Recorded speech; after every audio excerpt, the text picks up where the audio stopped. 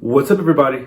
Thanks for joining Glad's Horror Channel, the best horror channel here on YouTube. And today we are going to re-rank the Halloween series, including Halloween Kills. Let's get started.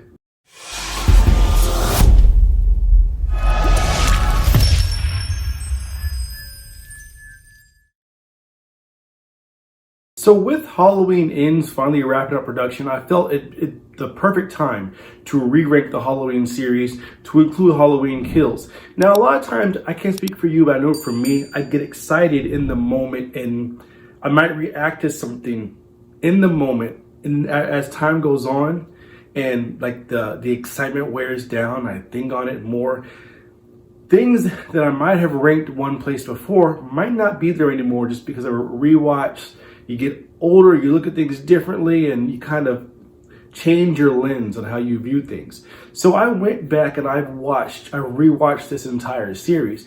To date, there are 12 Halloween movies, including the Halloween Kills. So without further ado, let's rank them and see which one's the worst and which one's the best. Well, we already know the best, but let's see how the ranking goes. So coming in at number 12, so many people have asked me to rewatch this movie, and I have, and I did my best to give it another shot. I rewatched it, and I still feel the exact same way. Coming in at number 12, H2, Rob Zombie's Halloween 2. The less said about this, the better. It wasn't for me. Now, if you loved it, great. I'm not gonna. Good for you. I'm very happy, and I know Rob Zombie has a following that he can do no wrong in the eyes of a lot of his fans, and I completely respect it. For me, what he did to Michael Myers in this, and this whole white horse bit, and all these, it was so much confusion. I would say that'd be the best way to describe it.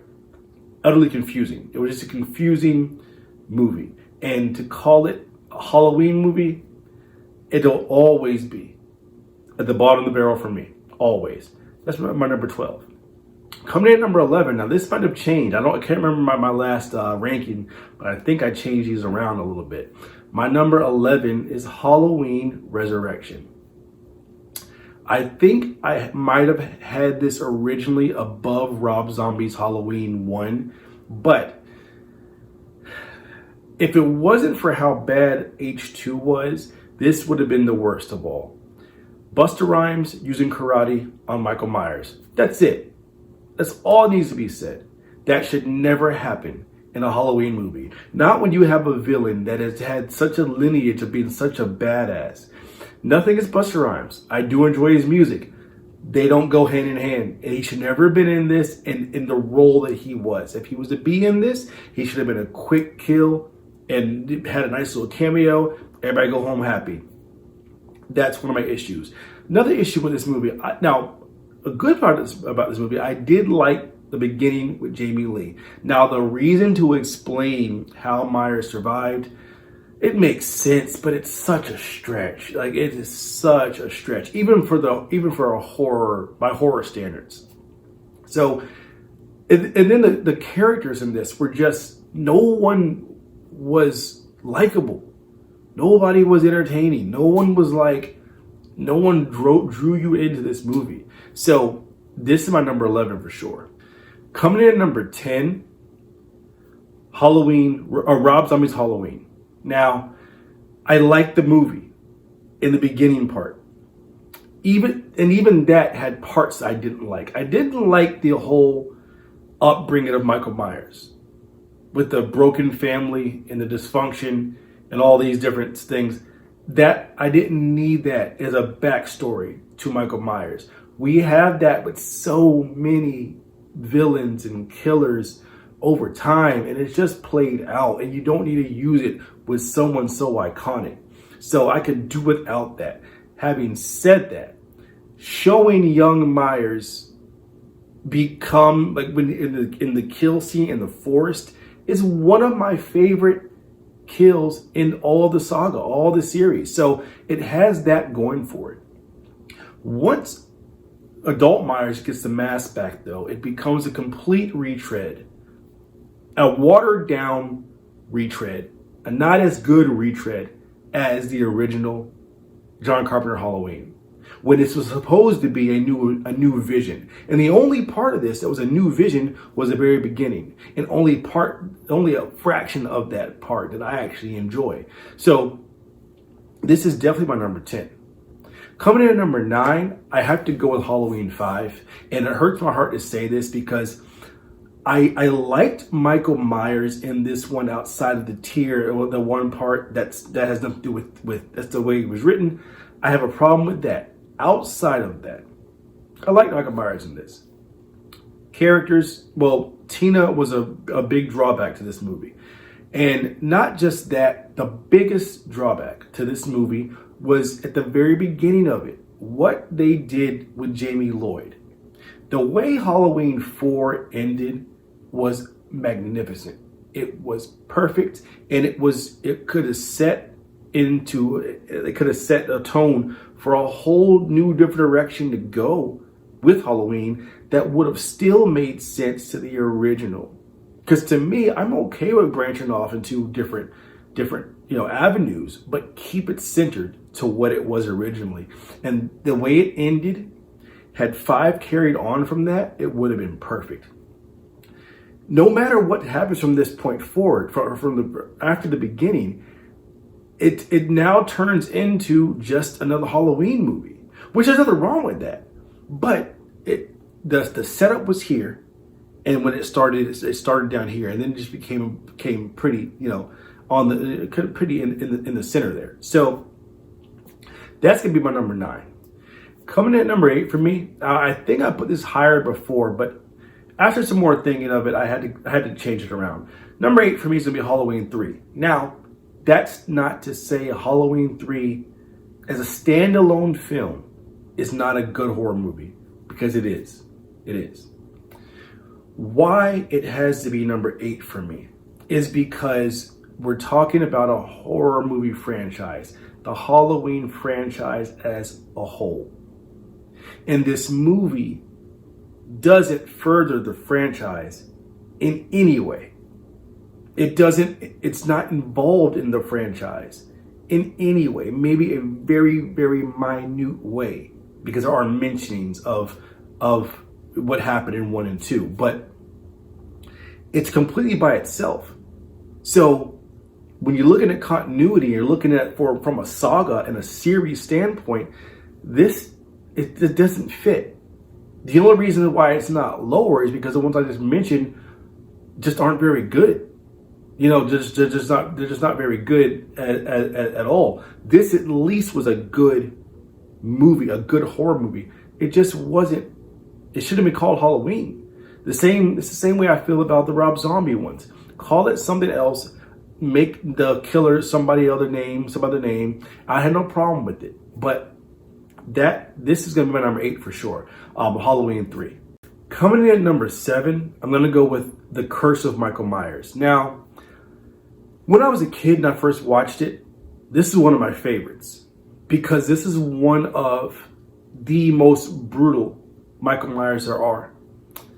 Looking back on it, I wasn't a big fan of the thorn curse, making Myers the avenue, the hitman of a cult. Essentially, that's exactly what they made him into be. It was a hitman of a cult. I'm not okay with that. I really do. The less I know about Michael Myers, the scarier he is to me. I don't need all his backstory. So for that reason, that's my number 7. Okay.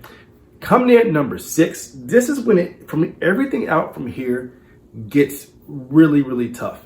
And I don't know what I'm about to say, so I'm going to find this out with you guys here.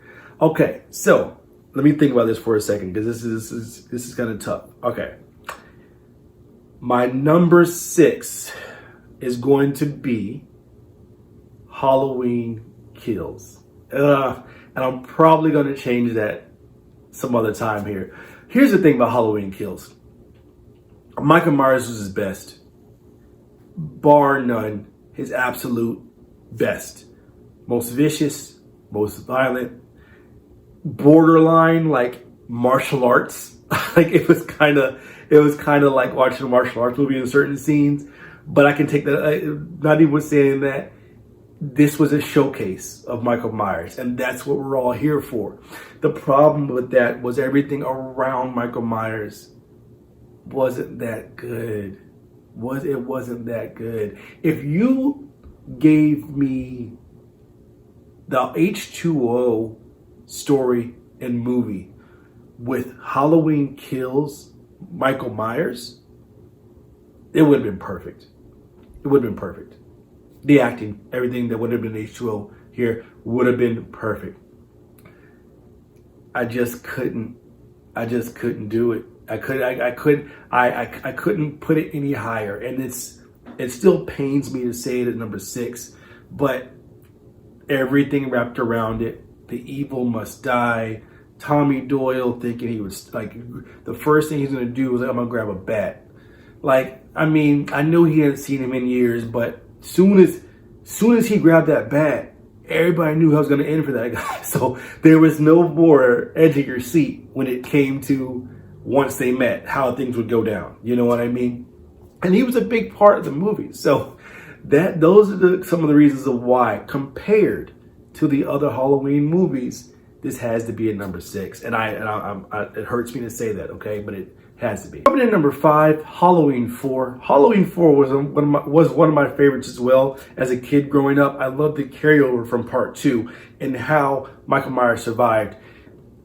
I also loved Sam Loomis. As Sam Loomis in this, he starts to get more worn down, yet terrified. And you can feel more of his personality and what chasing Michael Myers is actually doing to him.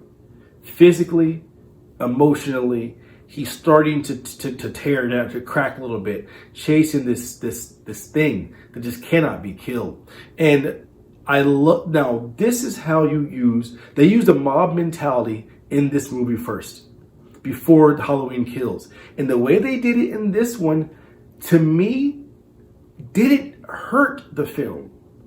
Whereas I think the mob mentality in Kills hurt that film. This it worked. It worked the way they did it because it was a bar mob, essentially, that was, had been drinking, grabbed some shotguns, and went after Michael Myers. Like, and it didn't harp on that. It didn't make that the forefront. That the idea of this vigilante justice wasn't the forefront. So, and it didn't take away from anything about the movie, anything of the movie. Jamie Lloyd was still the main character. And I love the fact that the connection with Jamie Lloyd and Jamie Lee Curtis. I enjoyed it. Jamie Lee Curtis was not going to do these movies anymore. It's a great way to carry it on still. So this one, definitely my number 5. From here, it gets even harder. Coming in at number 4. Number 4.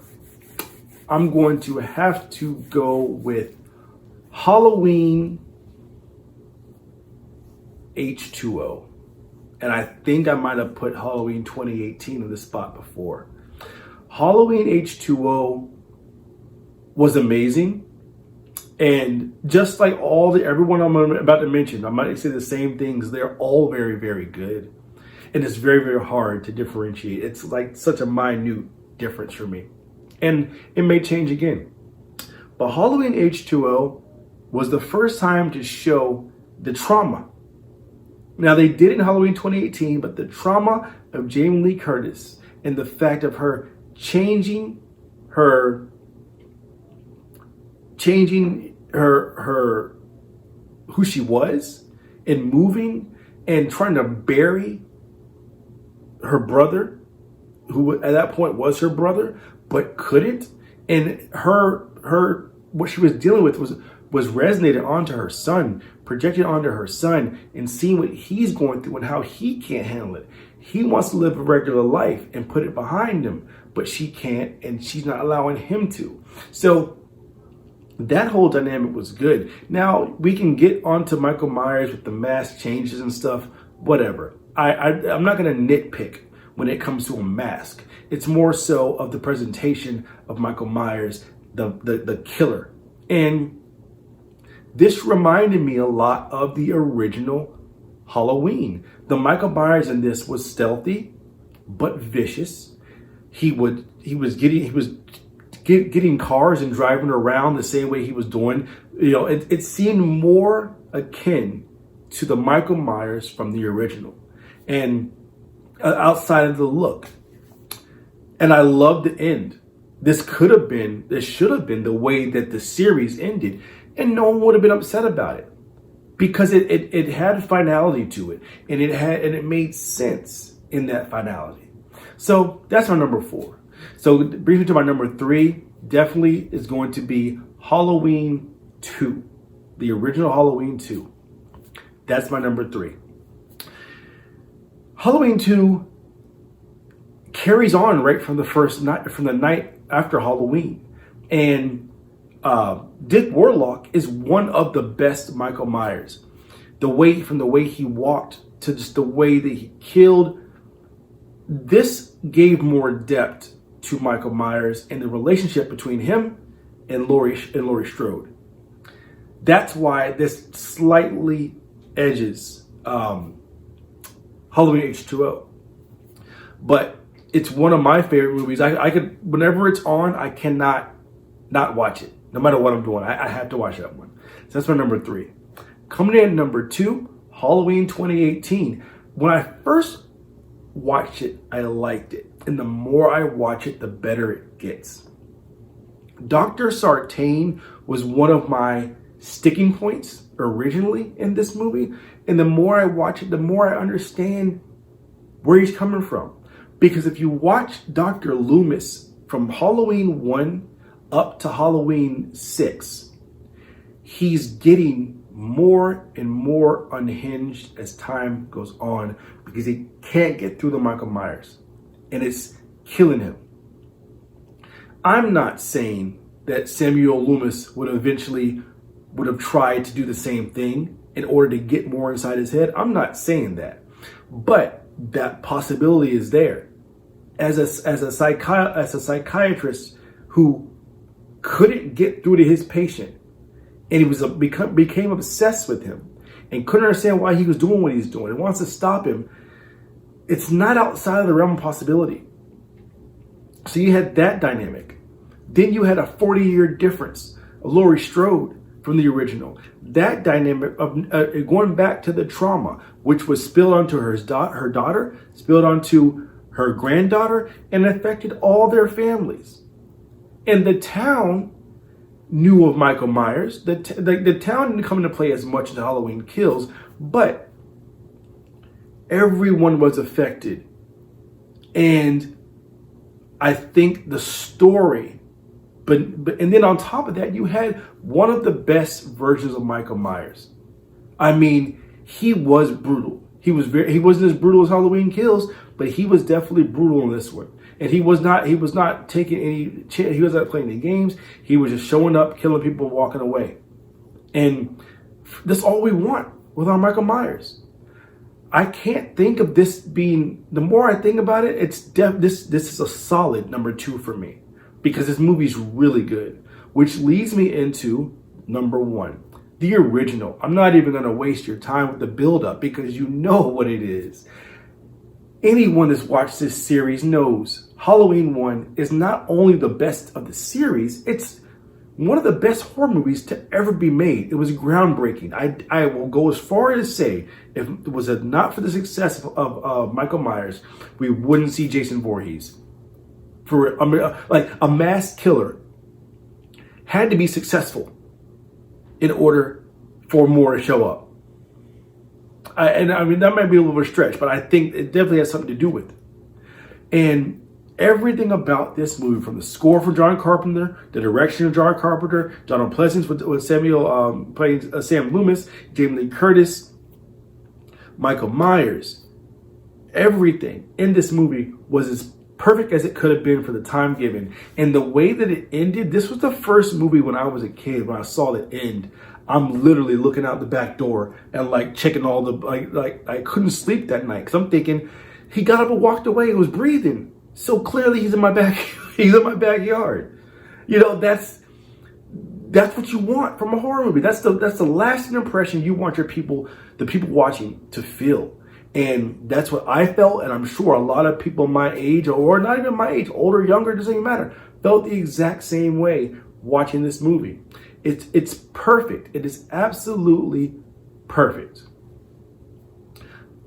The faraway shots of Michael Myers with Jamie Lee Curtis in the school, and he's just standing there, and she's looking, is terrifying because he can. Even far away, she knows he's looking dead at her. How scary is that? This is the quintessential blueprint for making a great slasher. That's my list, guys. What did you guys think? Where was I off at all? I want to hear your voice. Please let me know. First of all, like this video, share this video with other Halloween fans, subscribe to this channel. This channel is growing every day, and I'll see you guys next time.